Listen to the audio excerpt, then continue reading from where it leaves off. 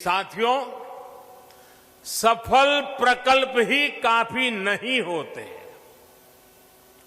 इसके साथ साथ किसानों को उस बड़े और व्यापक मार्केट का लाभ भी मिलना चाहिए जो हमारा देश दुनिया के बड़े बाजार हमारे किसानों को उपलब्ध कराते हैं।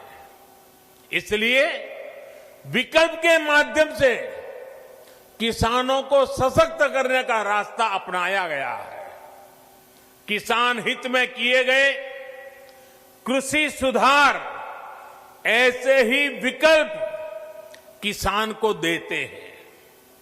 अगर किसान को कोई ऐसा खरीदार मिल जाए जो सीधा खेत से उपज उठाए, जो ट्रांसपोर्ट से लेकर लॉजिस्टिक के हर प्रबंध करे और बेहतर कीमत दे, तो क्या किसान को अपनी उपज उसे बेचने की आजादी मिलनी चाहिए कि नहीं मिलनी चाहिए? भारत के कृषि उत्पाद पूरी दुनिया में मशहूर है। क्या किसान की इस बड़े मार्केट और ज्यादा दाम तक किसान की पहुंच होनी चाहिए कि नहीं होनी चाहिए? अगर कोई पुराने सिस्टम से ही लेन देन को ठीक समझता है तो उस पर भी इस कानून में कहां कोई रोक लगाई है भाई? साथियों, नए कृषि सुधारों से किसानों को नए विकल्प और नए कानूनी संरक्षण ही तो दिए गए हैं। पहले तो मंडी के बाहर हुए लेन देन ही गैर कानूनी माने जाते थे। ऐसे में छोटे किसानों के साथ अक्सर धोखा होता था, विवाद होते थे, क्योंकि छोटा किसान तो मंडी पहुंच ही नहीं पाता था। अब ऐसा नहीं है। अब छोटे से छोटा किसान भी मंडी से बाहर हुए हर सौदे को लेकर कानूनी कार्यवाही कर सकता है। यानी किसान को अब नए विकल्प भी मिले हैं और छल से, धोखे से उसे बचाने के लिए कानूनी संरक्षण भी मिला है। किसानों को प्रकल्प के साथ ही नए विकल्प देने से ही हमारे कृषि क्षेत्र का कायाकल्प हो सकता है। सरकार की तरफ से प्रकल्प, किसान के लिए विकल्प और दोनों साथ साथ चले तभी देश का कायाकल्प होता है। साथियों, सरकारें नीतियां बनाती हैं, कानून कायदे बनाते हैं। नीतियां और कानूनों को समर्थन भी मिलता है तो कुछ सवाल भी स्वाभाविक ही है। ये लोकतंत्र का हिस्सा है और भारत में ये जीवंत परंपरा रही है। लेकिन पिछले कुछ समय से एक अलग ही ट्रेंड देश में देखने को मिल रहा है। काशी के आप सभी जागरूक साथियों ने भी ये जरूर अनुभव किया होगा। पहले होता यह था कि सरकार का कोई फैसला अगर किसी को पसंद नहीं आता था तो उसका विरोध होता था। लेकिन बीते कुछ समय से हम एक नया ट्रेंड देख रहे हैं।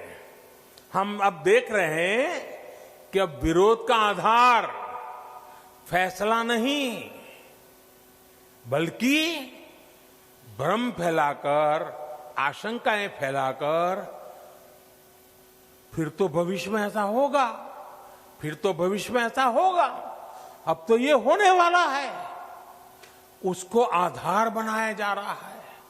अपप्रचार किया जाता है कि भाई फैसला तो ठीक है, लेकिन पता नहीं इससे आगे चलकर क्या क्या होगा, और फिर कहते हैं ऐसा होगा। जो अभी हुआ ही नहीं है, जो कभी होगा ही नहीं, उसको लेकर समाज में भ्रम फैलाया जाता है।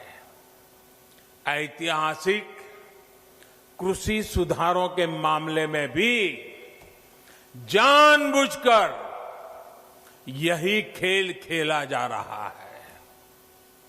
हमें याद रखना है, ये वही लोग हैं जिन्होंने दशकों तक किसानों के साथ लगातार छल किया है। अब जैसे एमएसपी तो घोषित होता था, लेकिन एमएसपी पर खरीद बहुत कम की जाती थी। घोषणाएं होती थी, खरीद नहीं होती थी। सालों तक एमएसपी को लेकर छल किया गया। किसानों के नाम पर बड़े बड़े कर्ज माफी के पैकेज घोषित किए जाते थे, लेकिन छोटे और सीमांत किसानों तक ये पहुंचते ही नहीं थे। यानी कर्ज माफी को लेकर भी छल किया गया। किसानों के नाम पर बड़ी बड़ी योजनाएं घोषित होती थी, लेकिन वो खुद मानते थे कि 1 रुपये में से सिर्फ 15 पैसे ही किसान तक पहुंचते हैं। यानी योजनाओं के नाम पर छल, किसानों के नाम पर खाद पर बहुत बड़ी सब्सिडी दी गई, लेकिन ये फर्टिलाइजर खेत से ज्यादा काला बाजारियों के पास पहुंच जाता था। यानी यूरिया खाद के नाम पर भी छल। किसानों को प्रोडक्टिविटी बढ़ाने के लिए कहा गया, लेकिन प्रॉफिटेबिलिटी किसान के बजाय किसी और की सुनिश्चित की गई। पहले वोट के लिए वादा और फिर छल, यही खेल लंबे समय तक देश में चलता रहा है। साथियों, जब इतिहास छल का रहा हो, तब 2 बातें बड़ी स्वाभाविक है। पहली ये कि किसान अगर सरकारों की बातों से कई बार आशंकित रहता है, तो उसके पीछे दशकों का ये लंबा छल का इतिहास है। और दूसरी ये कि जिन्होंने वादे तोड़े, छल किया, उनके लिए ये झूठ फैलाना एक प्रकार से आदत बन गई है, मजबूरी बन चुका है। जो पहले होता था वैसा ही अब भी होने वाला है, क्योंकि उन्होंने ऐसा ही किया था। इसलिए वही फॉर्मूला लगा करके आज भी देख रहे हैं। लेकिन जब इस सरकार का ट्रैक रिकॉर्ड देखोगे, तो सच आपके सामने खुल करके आ जाएगा। हमने कहा था कि हम यूरिया की कालाबाजारी रोकेंगे और किसानों को पर्याप्त यूरिया देंगे। बीते 6 साल में यूरिया की कमी नहीं होने दी। पहले तो यूरिया ब्लैक में लेना पड़ता है। यूरिया के लिए रात रात लाइन में ला करके रात को बाहर ठंड में सोना पड़ता था और कई बार यूरिया लेने वाले किसानों पर लाठीचार्ज की घटनाएं होती थी। आज ये सब बंद हो गया। यहां तक कि कोरोना लॉकडाउन तक उसमें भी जब लगभग हर गतिविधि बंद थी, तब भी हमने यूरिया पहुंचाने में दिक्कत नहीं आने दी गई। हमने वादा किया था कि स्वामीनाथन आयोग की सिफारिश के अनुकूल लागत का 1.5 गुना एमएसपी देंगे। ये वादा सिर्फ कागज पर ही नहीं, ये वादा हमने पूरा किया। और इतना ही नहीं, किसान के बैंक खाते तक पैसे पहुंचे, इसका प्रबंध किया। साथियों, सिर्फ दाल की ही बात करें, पल्सेस की बात करें, 2014 से पहले के 5 सालों में, हमारे जो पहले वाली सरकार थी उसके 5 सालों में लगभग 650 करोड़ रुपए की ही दाल किसान से खरीदी गई थी। कितनी? 650 करोड़। कितना भैया? जरा बताइए, पूरे देश में कितना? 650 करोड़। लेकिन हमने 5 साल में क्या किया आकर के? हमारे 5 सालों में हमने लगभग 49,000 करोड़, 49,000 करोड़, यानी करीब करीब 50,000 करोड़ रुपए की दालें एमएसपी पर खरीदी है। यानी लगभग 75 गुना बढ़ोतरी। कहां 650 करोड़ और कहां करीब करीब 50,000 करोड़। 2014 से पहले के 5 सालों में, उनकी आखिरी सरकार की मैं बात कर रहा हूं, 5 सालों में पहले की सरकार ने 2 लाख करोड़ रुपए का धान खरीदा था पूरे देश में, 2 लाख करोड़ का एमएसपी पर। लेकिन हमने हमारे 5 साल में धान के लिए 5 लाख करोड़ रुपए एमएसपी के रूप में किसानों तक हमने पहुंचा दिए हैं साथियों। यानी लगभग 2.5 गुना ज्यादा पैसा किसान के पास पहुंचा है। 2014 से पहले के 5 सालों में गेहूं की खरीद पर 1.5 लाख करोड़ रुपए के आसपास ही किसानों को मिला। 1.5 लाख करोड़ उनकी सरकार के 5 साल। हमने 5 साल में गेहूं पर 3 लाख करोड़ रुपए किसानों को एमएसपी का मिल चुका है, यानी लगभग 2 गुना। अब आप ही बताइए कि अगर मंडियां और एमएसपी को ही हटाना था तो इतनी बड़ी हम ताकत क्यों देते भाई? हम इन पर इतना निवेश ही क्यों करते? हमारी सरकार तो मंडियों को और आधुनिक बनाने के लिए, मजबूत बनाने के लिए करोड़ों रुपए खर्च कर रही है। भाइयों और बहनों, आपको याद रखना है, यही लोग हैं जो पीएम किसान सम्मान निधि को लेकर ये लोग हर गली मोहल्ले में, हर प्रेस कॉन्फ्रेंस में, हर ट्विटर में सवाल उठाते थे। ये लोग अफवाह फैलाते थे, ये मोदी है, ये चुनाव है ना, इसलिए ये किसान सम्मान निधि लेके आया है, ये 2,000 रुपया एक बार दे देगा, दोबारा कभी नहीं देगा। दूसरा झूठ चलाया कि ये 2,000 अभी दे रहा है, लेकिन चुनाव पूरा हो गया या तब ब्याज समेत वापस ले लेगा।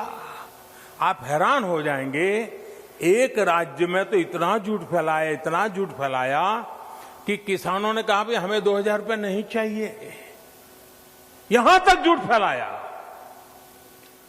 कुछ राज्य ऐसे भी हैं, एक राज्य जो किसान के नाम से बातें कर रहे हैं, उन्होंने तो प्रधानमंत्री किसान सम्मान निधि योजना को अपने राज्य में लागू ही नहीं होने दिया, क्योंकि अगर ये पैसा किसानों के पास पहुंच गया और कहीं मोदी का जय जयकार हो गया तो फिर तो हमारी राजनीति खत्म हो जाएगी। किसानों के जेब में पैसा नहीं जाने दिया। मैं उन राज्य के किसानों से कहना चाहता हूं, आने वाले समय में जब भी हमारी सरकार बनेगी, ये पैसा भी मैं वहां के किसानों को दे के रहूंगा।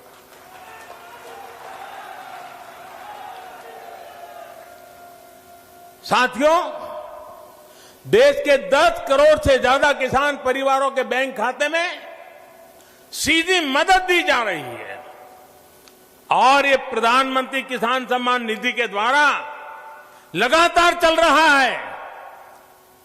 साल में 3 बार देते हैं और अब तक 1 लाख करोड़ रुपया सीधा किसानों के बैंक खाते में पहुंच चुका है। साथियों, हमने वादा किया था कि किसानों के लिए पेंशन योजना बनाएंगे। आज पीएम किसान मानधन योजना लागू है और बहुत कम समय में ही 21 लाख किसान परिवार इसमें जुड़ भी चुके हैं। भाइयों और बहनों, वादों को जमीन पर उतारने के इसी ट्रैक रिकॉर्ड के बल पर किसानों के हित में नए कृषि सुधार कानून लाए गए हैं। किसानों को न्याय दिलाने में ये कितने काम आ रहे हैं, ये आए दिन हम जरूर देखेंगे, अनुभव करेंगे और मुझे विश्वास है मीडिया में भी इसकी सकारात्मक चर्चाएं होगी और हमें देखने भी मिलेगा, पढ़ने को भी मिलेगा। मुझे एहसास है कि दशकों का छलावा किसानों को आशंकित करता है। किसानों का दोष नहीं है, लेकिन मैं देशवासियों को कहना चाहता हूं, मैं मेरे किसान भाई बहनों को कहना चाहता हूं और मां गंगा के घाट पर से कहना चाहता हूं, काशी जैसी पवित्र नगरी से कह रहा हूं, अब छल से नहीं, गंगा जल जैसी पवित्र नीयत के साथ काम किया जा रहा है। भाइयों और बहनों, आशंकाओं के आधार पर भ्रम फैलाने वालों की सच्चाई लगातार देश के सामने आ रही है। जब एक विषय पर इनका झूठ किसान समझ जाते हैं तो ये दूसरे विषय पर झूठ फैलाने लग जाते हैं। 24/7 उनका यही काम है। देश के किसान इस बात को भली भांति समझते हैं। जिन किसान परिवारों की अभी भी कुछ चिंताएं हैं, कुछ सवाल है, तो उनका जवाब भी सरकार निरंतर दे रही है, समाधान करने का भरपूर प्रयास कर रही है। मां अन्नपूर्णा के आशीर्वाद से हमारा अन्नदाता आत्मनिर्भर भारत की अगुवाई करेगा। मुझे विश्वास है आज जिन किसानों को कृषि सुधारों पर कुछ शंकाएं हैं, वो भी भविष्य में इन कृषि सुधारों का लाभ उठाकर अपनी आय बढ़ाएंगे, ये मेरा पक्का विश्वास है। अंत में फिर एक बार आप सभी को इस आधुनिक हाईवे के लिए मैं बहुत बहुत बधाई देता हूं। काशी का रूप और स्वरूप यूं ही भव्य बनता रहे, इसके लिए हमारे प्रयास निरंतर चलते रहेंगे।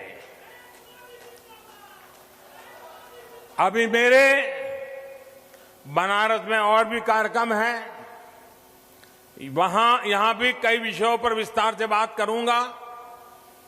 कोरोना के कारण इस बार मुझे आने में थोड़ा विलंब हुआ, लेकिन आज आपके दर्शन हो गए, मुझे नई ऊर्जा मिल गई, आपके आशीर्वाद मिल गए, काम करने की नई ताकत मिल गई। आप इतनी बड़ी मात्रा में आकर के आशीर्वाद दे रहे हैं, यही मेरी ऊर्जा है, यही मेरे लिए आशीर्वाद है। मैं आपका बहुत बहुत आभारी हूं। मेरे साथ दोनों मुट्ठी बंद करके पूरी ताकत से बोलिए, भारत माता की, भारत माता की, भारत माता की, भारत माता की। बहुत बहुत धन्यवाद।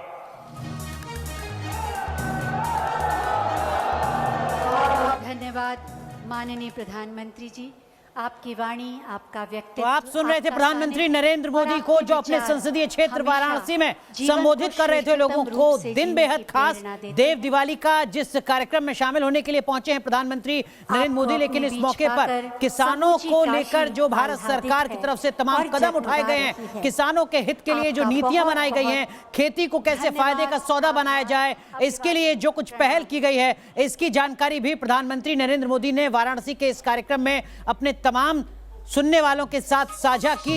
ये समझना भी बेहद जरूरी है कि क्योंकि इसी कृषि कानून के विरोध में अलग अलग जगहों पर विरोध प्रदर्शन देखा जा रहा है, लिहाजा प्रधानमंत्री नरेंद्र मोदी की तरफ से सफाई दी गई, बताया गया कि दरअसल में सरकार की मंशा, सरकार की कोशिश ये कतई नहीं है कि किसानों को नुकसान पहुंचाया जाए। लगातार विपक्ष पर हमला भी बोला यहां पर प्रधानमंत्री नरेंद्र मोदी ने, ये कहते हुए कि लगातार किसानों के मोर्चे पर भी झूठ फैलाने की कोशिश की जा रही है।